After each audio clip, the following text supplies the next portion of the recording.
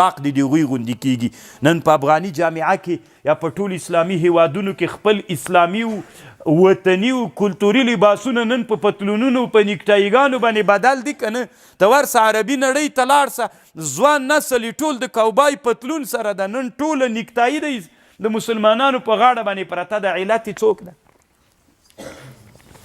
علت یې څوک ده؟ مسلمان امت په چا کې ځپل سوی ده؟ په تجارت کې. ګوري طالبانو اسلامي امت که بیرته خیر د په دې راز فکر وکړي که اسلامي امت په تجارت کې واک بیرته له دوی نه واخلي. امریکا بیا په سعودي کې څه شی کوي چې تیل پې بند سو؟ د امریکې ټول اقتصاد د جنگ ماشین د جزیرة العرب د تیلو نه ده. که د جزیرة العربو د تیلو استخراج په دوی باندې بند سي امریکایان نور اقتصاد ودرېد. جنگ په چا باندې کیږي؟ په اقتصاد باندې کیږي.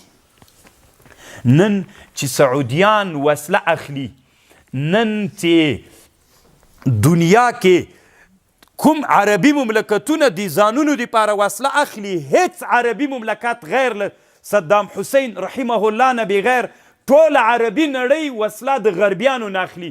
هغوی نه چې وسله واخلي هغوی ځان ته اقتصاد او تجارت پې قوي کړي، په اسلامي مملکتونو بمبار کوي. که ټوله اسلامي عربي نړۍ په دې باندې عزم وکړي چې موږ نور له چا نه وسله نه اخلو، له کفري نړۍ نه وسله نه اخلو، نو چې وسله ترې وانخلي خپله اختراعات وکړي نو د هغوی تجارت په ټپه ودرېد. نه تنها په وسله کې یو بل شی ماته وښیي چې له غربي نړۍ نه افغانستان ته اوس راځي. وایي طالبانو که نه یا له کفري نړۍ نه د چینایانو چې څومره شیان دي دا ټول موږ پې باندې بند کړو. دوی تجارت په ټپه ودرېده. نو دوی چې تجارت ودرېد اقتصادي کمزوری سو. چې اقتصادي کمزوری سو بیا امریکایان چې دومره جنګونه کوي بیا یې نسي کولی. د هر جنګ تر شا پورې څوک ده؟ په دنیا کې کوم مملکت ډېر ځواکمن مملکت ده چې تجارت یې په مخ باندې وي؟ هغه ډېر ځواکمن ده. نن تاسې فکر وکړئ طالبانو چینایان په ټوله دنیا کې اقتصاد کې ډېر په مخ دي. څوک هم دي ډېر پرمختګ هم ډېر لري طالبانو. نن داسې نادره ټکنالوژۍ لري چې امریکایان هم تر ډارېږي. بله زه د امریکایانو هغه فضا ته توغولې سپږمکۍ ونړوله که یې ونه نړوله. موږ نن اسلامي امت څنګه خلاصېدلی سو چې اسلامي امت امریکې نه داسې ځان خلاص کړو یا غربي نړۍ نه چې نور استعمار ونه کړي. تاسې خو خیر د طالبانو په دې فکر وکړئ ټول افریقا مستعمره ده. د فرانسې الجزایر او المغرب ټول د هغوی مستعمره ده. څوک د امریکایانو څوک د برتاویانو استعمار لاندې دی. علت یې څه ده؟ علت یې دا د طالبانو چې د هغوی په خپلو وطنونو کې مو د هغوی تجارتونو ته څوک ورکړی؟ جای مو ورکړی. که هغه تجارتونه مو چې دوی ته واک ورکړی هغه موږ واک لاندې راواخلو نو بیا دا دومره وسله چې غربي نړۍ جوړوي دا وسله ټوله پې بنده سي، اقتصادي صفر ته بیا برطانیه په چا بمبار نسي کولی، بیا فرانسه استعمار نسي کولی. چې په امریکې باندې استخراج د تیلو د سعودي بند سول بیا د دې نه بعد نور امریکایان په چا بمبار نسي کولی ځکه چې پیسې نه. مسکین ته ولې مسکین وایي؟ وایي د سکون نه ده. ولې سکون؟ ځکه جای په جای ناسته پیسې نه لري. چې پیسې نه لري نو چېرته به لاړ سي؟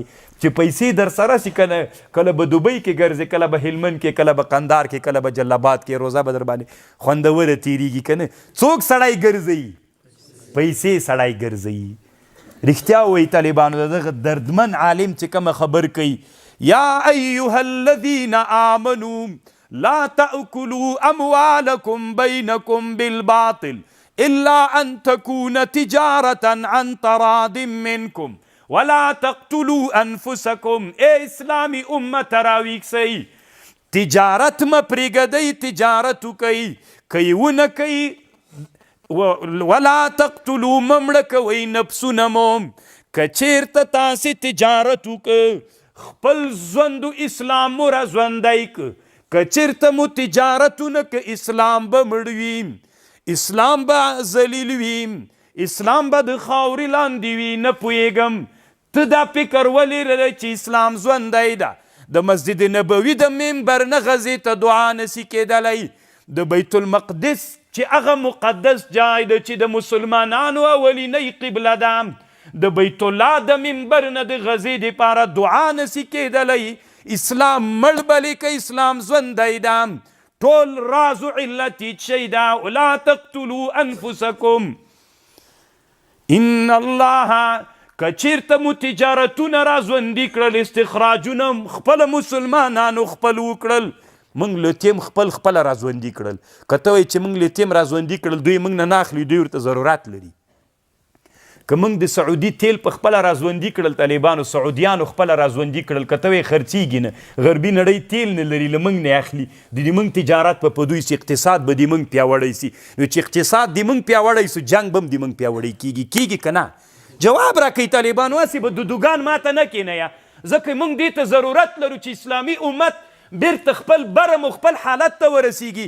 د خدای په خاطر باندې ټول عمر په مدارسو کې په لفظي تحقیقاتو باندې سو. ولې موږ نن اسلامي امت د بیت الله او د حرم نه د غزي مسلمانانو ته دعا نسو کولی؟ تر دې نه لوی مظلومت د اسلامي امت کم حالت کې ده. نن موږ ټوله اسلامي امت مظلومان یو، د مظلومیت حالت سره مخ یو. چې کله اسلامي امت کې داعیان د دعوت خبرې کوي هغې باندې ټاپې لګوئ، وابیان یې پنجپیریان یې، ټول ژوند مو په لفظي تحقیقاتو په عباسیاتو باندې تیریږي. اسلامي امت به څوک راپورته کوي هغه حالت ته چې بیرته د غلبې په حالت کې سي، د جهاد صفونه مستحکم سي اسلامي امت.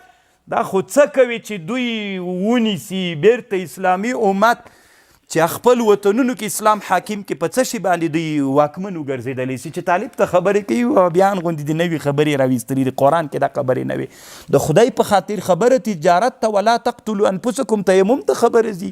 ولې هغه کېږي یو چې خبره کوي او د حد نه خبره کوي، خبره د تجارت ته وبې وی ولا تقتلوا انفسکم، حیات ژوند مو د اسلام مه مړ کوئ، که درنه مړ سو کار مو خراب ده. نن اسلام مړ ده که ژوندی ده؟ تاسې ځان ته خوشحاله یې چې اسلام ژوندی ده، اسلام یې درنه مړ کړی ده. دی طالبانو علامه طنطاوي رحمه الله همدغه ننني درس کې 3 ځایه دا خبر ذکر کوي، الا فی الفرس والافغان والترک. په دې 3 امتونو کې اسلام ژوندی ده. الا فی الترک والفرس الا فی الافغان والترک والفرس. ایرانیانو کې نن اسلام ژوندی ده. طالبانو کو شیعتوب هم ده، خپل اسلام یې ژوندی ده ځکه شرکتونه یې د چا په لاس کې دي. نن په ایران هم دنیا کې د تیلو ډېر هغه ده. نن ایران ته چې موټر راځي، موټر نه ورته وایي، اتوموبیل اتوبوس ورته وایي. دا که نه تاسې ته به ایران معلومات وي. نن ایران ته چې هر نوی اختراع د کفري دنیا راځي طالبانو، نو هغوی مخکې له دې چې دلته ورته راسي اول څوک ورته ږدي؟ خپل نوم ورته ږدي، بیا وطن ته راځي. همداسې به تاسې به کوم یو ایران کې وخت نه یې تېر کړی طالبانو، معلومات به یې درته. ایران نن د ایران د تیل نو خو نن ایران کې که شیعتوب هم ده خو اسلام ده. طالبان هغه اسلام نن هلته واکمن ده. والافغان په افغانستان کې هم طالبان او په چا کې خدا هغه افغانستان ښیي طالبانو چې دی د نن نه 100 کاله مخته خبر کوي. هلته په 100 کاله مخته حکومتونو کې به نو چې کوم حکومت نو د انګلیس استعمار هلته ختم سوی. طالبانو انګلیس سره د استعمارو د مقابلې جهاد هلته روان و. هغه بل استعمار څه و؟ د انګلیس استعمار. دغه وخت خبرې دی کوي. و ترکان هم طالبانو، ځکه ترکان هم په صنعت کې هغه خلک دي چې الله عز وجل دوی ته پرمختګ نصیب کړی ده.